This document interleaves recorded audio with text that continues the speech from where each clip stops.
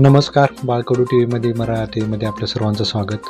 आज अंतिम टप्प्यामध्ये प्रचाराचा वेग हा अतिशय सरसावलेला आहे आणि तेच आपल्यासोबत चर्चा करण्यासाठी लातूर जिल्हा परिषदेचे कृषी सभापती गोविंदराव चिलकुरे आज आपल्यासोबत आहेत. आपण त्यांच्यासोबत चर्चा करणार आहोत की कशा पद्धतीचा तुम्ही प्रचार केला आणि तुम्हाला लोकांचा प्रतिसाद कसा भेटला. मुळात ही निवडणूक चालू आहे 2024ची विधानसभेची. ही निवडणूक खऱ्या अर्थानं आम्ही विकासाच्या मुद्द्यावर लढतो आहे. काळामध्ये भागामध्ये म्हणा किंवा संपूर्ण जिल्ह्यामध्ये आदरणीय संभाजी भैयाच्या माध्यमातून जो विकास झाला आहे त्या केलेल्या विकासाचा कामाचा आलेख आम्ही लोकांच्या समोर घेऊन जातो आहे आणि त्या माध्यमातून आम्ही लोकांना मतं मागतो आहे.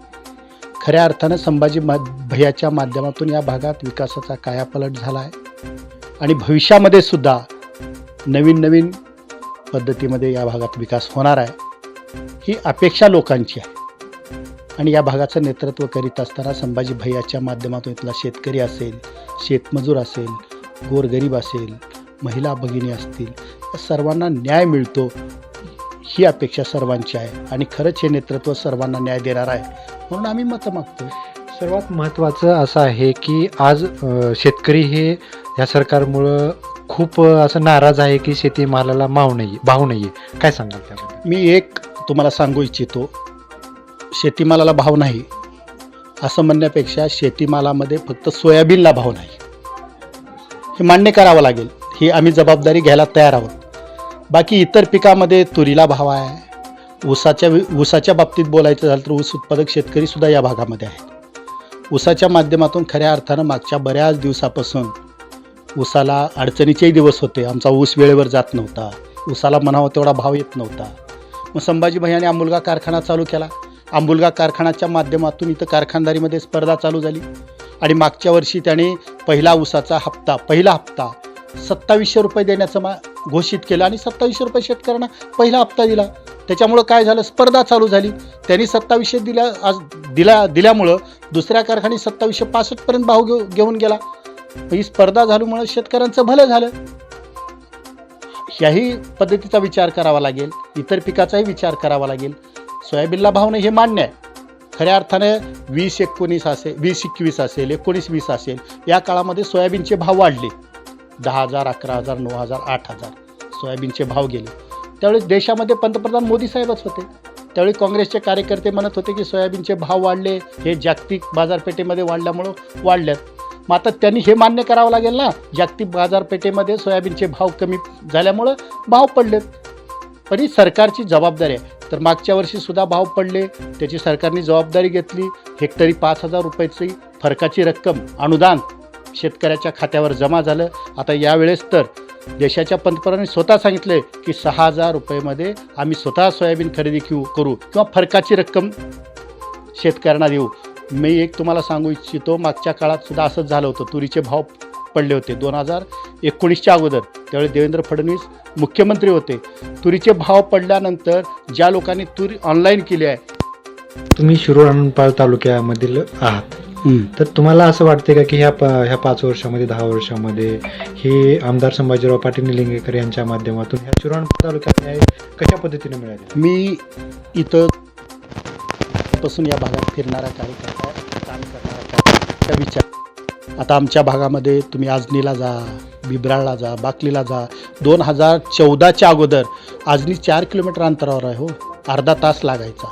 बिबराळला जा, 7 किलोमीटरला 1 तास लागायचा. म्हणजे एवढे खराब रस्ते, सगळ्या गावाला जोडणारे रस्ते संभाजी भैयाच्या माध्यमातून या 10 वर्षात झाल्यात. 10 वर्षामध्ये सगळे गावं तालुक्याशी जोडले गेलेत आणि रस्ते जोडल्यामुळं काय झालं, शिरूर अनंतपाळ शहराचं मार्केट वाढलं. तुम्हाला सांगतो, पूर्वी 2014च्या अगोदर किंवा भैया पालकमंत्री होण्याच्या अगोदर या शिरूर अनंतपाळमध्ये मार्केटला लोक तालुक्यातले बरेच यायचे नाहीत. काय यायचे नाहीत, रस्ते चांगले नव्हते.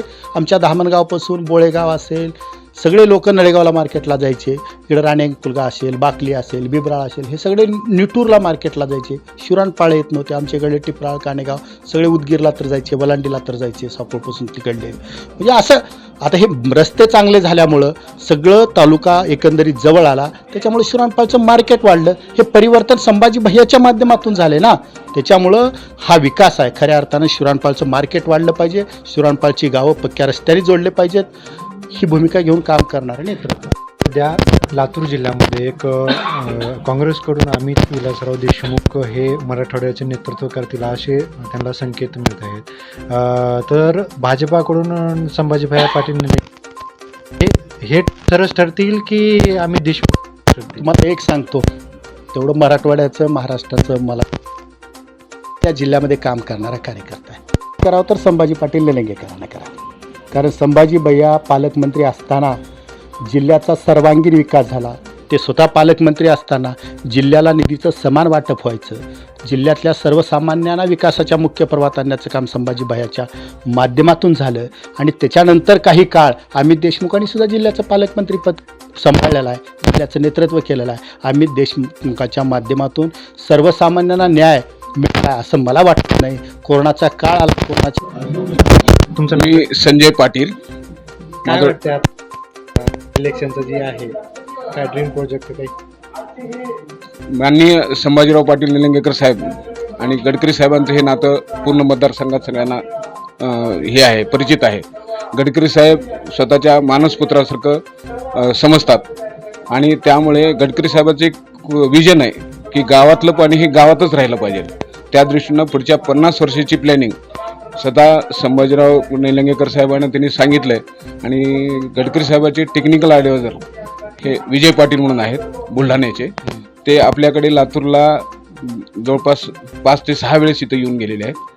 आणि त्यांनी प्रत्येक म्हणजे ॲग्रिकल्चर, PWD, PMJSY, इरिगेशन ह्यांची सगळी माहिती त्यांनी डाटा कलेक्ट केलेला आहे. आणि आपण पुढच्या वर्षभरामध्ये निलंगा मतदारसंघामध्ये एक मॉडेल म्हणून आपण पुढच्या वर्षामध्ये हे मॉडेल म्हणून 100% मॉडेल म्हणून हे निलंग्यामध्ये पुढच्या 5-6 महिन्यामध्ये आपण तो प्रोजेक्ट तयार करतोय. सध्या चालू आहे का ते कार्यक्रम? हां, आता सध्या आपण पूर्ण डाटा कलेक्ट केलेला आहे त्याचा. आणि आता त्या डाटाच्या माध्यमातून आपण ते सगळे प्रोजेक्ट तयार करणार. जे टेक्निकल ॲडवायझर आहेत ह्यांचे गडकरी साहेबांचे, ते सगळा डाटा तयार करतायत.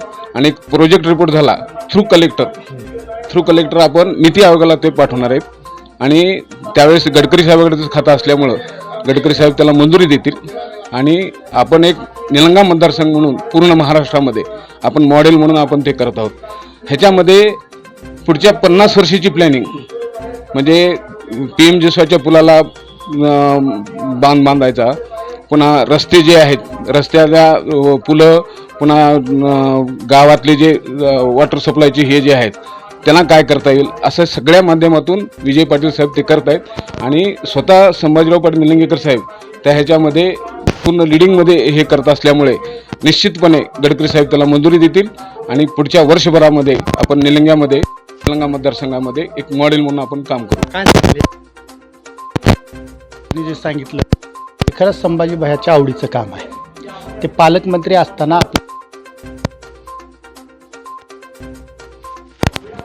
आणि त्या अभियानाच्या माध्यमातून त्यांनी सांगितलं होतं, गडकरी साहेब नेहमी सांगतात की धावणाऱ्या पाण्याला चालायला लावा, चालणाऱ्या पाण्याला थांबायला लावा आणि थांबलेल्या पाण्याला जमिनीला प्यायला लावा.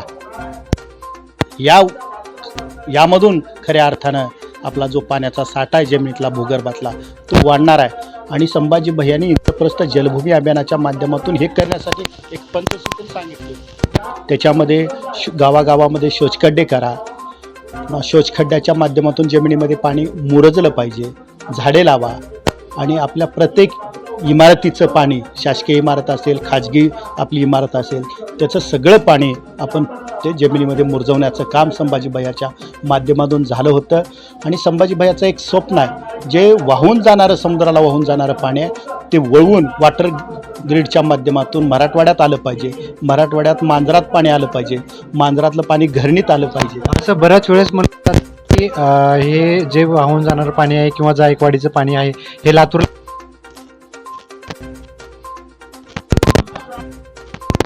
नाही, आश्वासनं खऱ्या अर्थानं आश्वासनं देणारा काँग्रेस पक्ष आहे आणि भारतीय जनता पार्टी ही काम करणारा पक्ष आहे. या बाबतीचं काम चालू झालं आहे. हे मोठं काम आहे, हे होईल, वेळ लागेल. गडकरी साहेबासारखा एवढा मोठा नेता ज्याचा सगळ्या देशभरातल्या नागरिकांचा ज्यांच्यावर विश्वास आहे, ते गडकरी साहेब हे सांगतायत. आणि संभाजी भैयानं ते येण्याच्या अगोदर इंद्रप्रस्थ जलभूमी अभियानाच्या माध्यमातून काम चालू केले. तिथं गावागावामध्ये शौचखड्डे करणं, गावातलं पाणी गावात जमिनीमध्ये प्यायला लावणं, जमिनीला प्यायला लावणं, जमिनीतच मोरजलं पाहिजे, हे काम तरी चालू केलं आहे. आणि भारतीय जनता पार्टी तुम्हाला वाटलं होतं का एवढे मोठे हायवे होतील? आज आपण शिराण पळून निघालो तर तिरुपतीला एका दिवसात जायला लागलो. ह्याचं स्वप्नसुद्धा कुणालासुद्धा वाटलं नव्हतं हे होईल म्हणून. येरो म्हणून उदगीरला 10 मिनिटात चाललो आहे. पूर्वी जर असं म्हणलं एवढे मोठे हायवे होणार आहेत, एवढे चांगले रस्ते होणार आहेत, तर लोक म्हणायचे काही बोलता, येड्यात काढता. पण ते झालं ना. म्हणजे भारतीय जनता पार्टी काम करणारा पक्ष आहे. हे नेते काम करणारे आहेत, हे काम नक्कीच होणार आहे. आणि पुढच्या पिढीला योग्य तो न्याय आणि योग्य तो रोजगार, योग्य त्या संधी इथं उपलब्ध होणार आहेत. निश्चितच आता काळच ठरवलं की नेमका येणारा आमदार कोण आहे ते आपल्याला सध्या 1-2-3 दिवस उरलेले आहेत. कशा पद्धतीनं तुम्हाला रिस्पॉन्स मिळाला? तुम्हाला एक सांगतो, मी निलंगा विधानसभेमध्ये काम करतो आहे. निलंगा विधानसभेमध्ये इथला सगळा तरुण, महिला, शेतकरी, शेतमजूर, सर्वसामान्य माणूस संभाजी भैयाच्या कामावर अतिशय संतुष्ट आहे, समाधानी आहे. आणि त्या माध्यमातून संभाजी भैयाची तर जागा लागणारच आहे. मी तुम्हाला विश्वास देतो, तुम्ही मला 23 तारखेच्या नंतरही भेटा.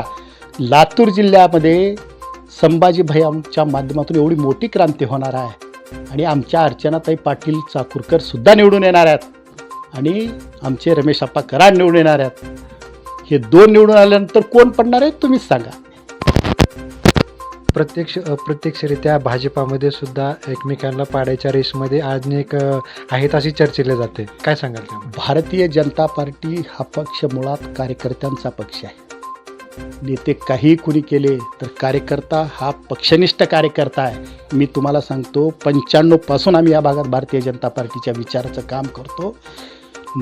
कार्यकर्ता पक्षावर प्रेम करतो, पक्षाची निष्ठा असो, प्रथम राष्ट्र नंतर पार्टी मग स्वतः, हे जी विचारधारा आम्हाला पक्षाने दिल्या, या विचारधारेवर काम करणारा कार्यकर्ता. या कार्यकर्त्याच्या बळावर सगळ्या निवडणुका आम्ही सातत्यानं जिंकत आल्यात आणि हे पुढच्या काळामध्ये जिंकणार आहोत. त्याच्यामुळं सगळ्या जागा ह्या भारतीय जनता पार्टीच्या येणार आहेत, एवढं निश्चित आहे. नक्कीच आता नेमकं कोण येणार हे आपल्याला येत्या 23 तारखेलाच कळणार आहे. मी राजकुमार काळे, बाळकडू TV मराठीसाठी शिरूर, अनंतपाळ, लातूर. काय वाटते आता सध्या 1-2-3 दिवस उरलेले आहेत. कशा पद्धतीनं तुम्हाला रिस्पॉन्स मिळाला? तुम्हाला एक सांगतो, मी निलंगा विधानसभेमध्ये काम करतो आहे. निलंगा विधानसभेमध्ये इथला सगळा तरुण, महिला, शेतकरी, शेतमजूर, सर्वसामान्य माणूस संभाजी भैयाच्या कामावर अतिशय संतुष्ट आहे, समाधानी आहे. आणि त्या माध्यमातून संभाजी भैयाची तर जागा लागणारच आहे. मी तुम्हाला विश्वास देतो, तुम्ही मला 23 तारखेच्या नंतरही भेटा. लातूर जिल्ह्यामध्ये संभाजी भैयाच्या माध्यमातून एवढी मोठी क्रांती होणार आहे